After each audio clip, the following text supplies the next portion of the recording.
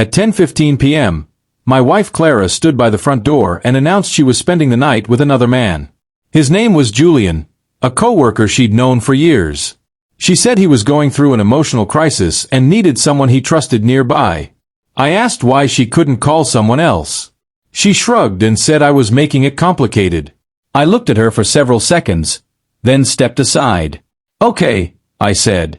Clara seemed stunned. She had clearly expected an argument.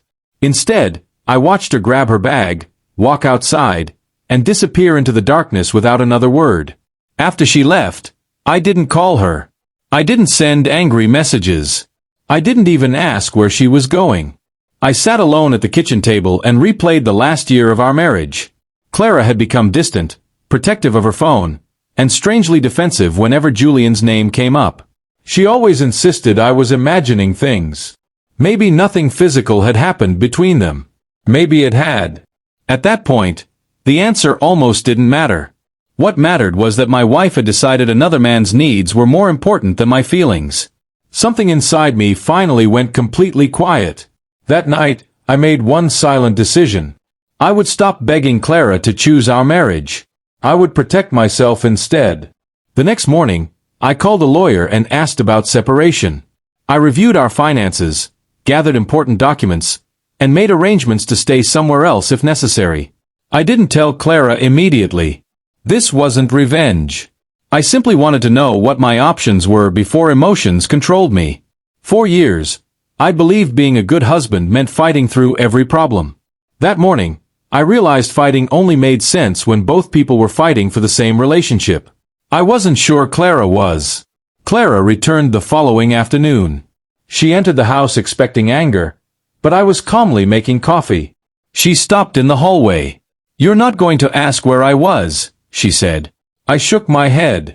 "You already told me where you were going." She looked confused. Then she asked whether I was angry. I said I was disappointed, but I wasn't going to interrogate her. She sat down and admitted she hadn't expected me to let her leave so easily. I told her I wasn't giving permission. She was an adult. She had made a choice, and I had decided to respect it. Her eyes filled with tears. She said nothing inappropriate had happened with Julian. She insisted she had only stayed because he was struggling emotionally and had threatened to hurt himself if she left him alone. I asked whether she had contacted his family or emergency support. She admitted she hadn't. I told her that was the real problem. She had placed herself in a situation that could have been handled differently, then expected me to accept it without question. She said she hadn't realized how it looked. I told her it wasn't about appearances. It was about boundaries, honesty, and consideration for her marriage. Then Clara noticed the folder on the table. She asked what it was. I told her it contained information I'd gathered about separating our finances and understanding my legal options. Her expression changed immediately. "You're leaving me?" she whispered. I said I was considering it. She began crying and said she'd never imagined I'd actually walk away. I told her that was precisely the problem. She had become so confident I'd always stay that she stopped considering what her choices were doing to me. I wasn't threatening her.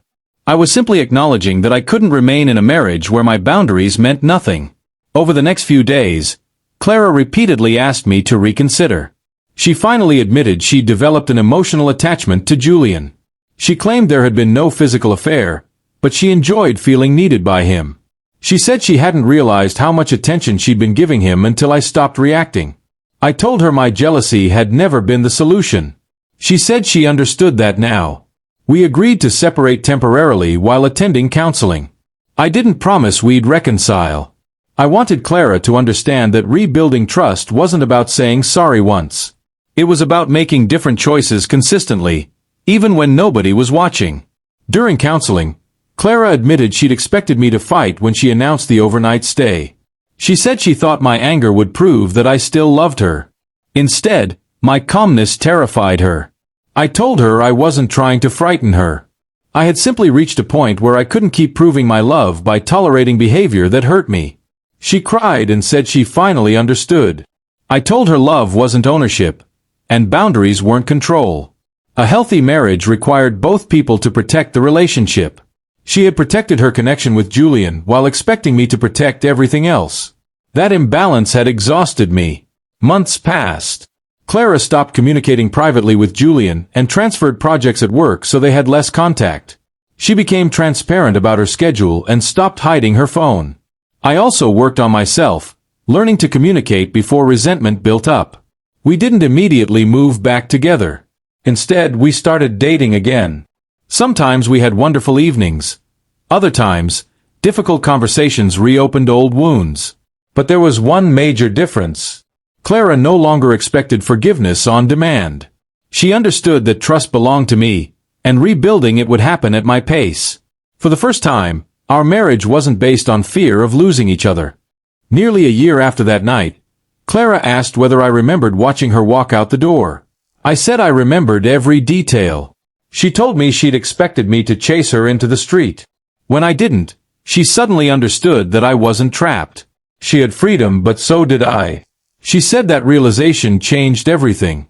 We eventually chose to rebuild our marriage, but we did it differently. There were no more tests, secret meetings, or emotional ultimatums.